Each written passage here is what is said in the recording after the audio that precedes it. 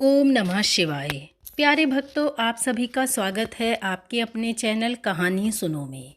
सुख समृद्धि और सौभाग्य का वरदान देने वाला शुक्र प्रदोष व्रत।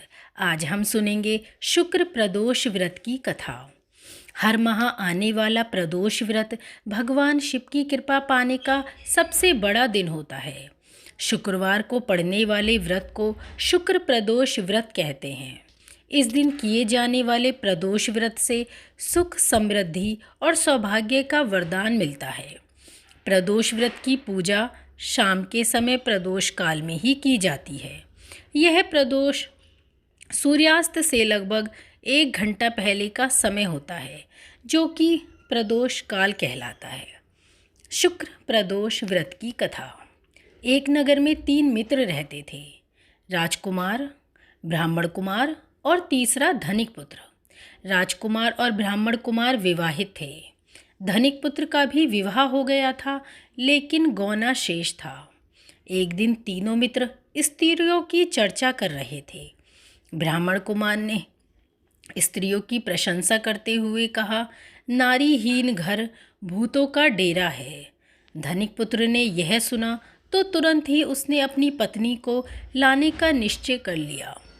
तब धनिक पुत्र के माता पिता ने समझाया कि अभी शुक्र देवता डूबे हुए हैं, ऐसे में बहू बेटियों को उनके घर से विदा करवा लाना शुभ नहीं माना जाता।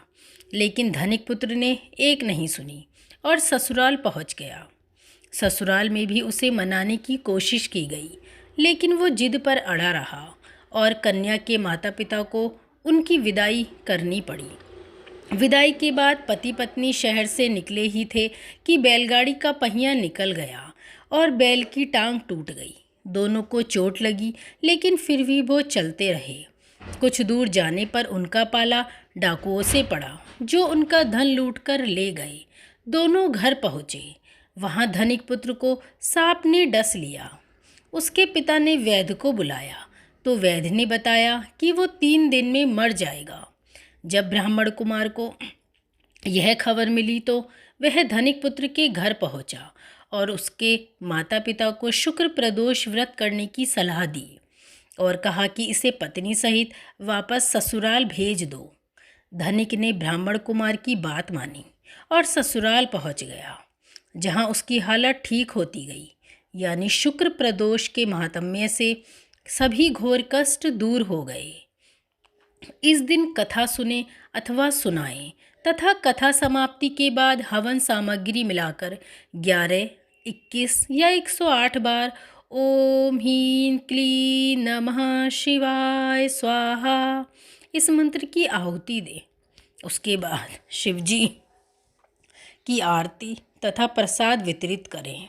उसके बाद भोजन करें। इससे प्रदोष व्रत के प्रभाव से सौभाग्य और दाम्पत्य जीवन सुख समृद्धि से भर जाता है।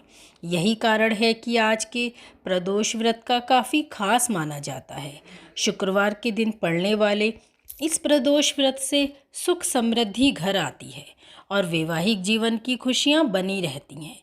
ओम नमः शिवाय।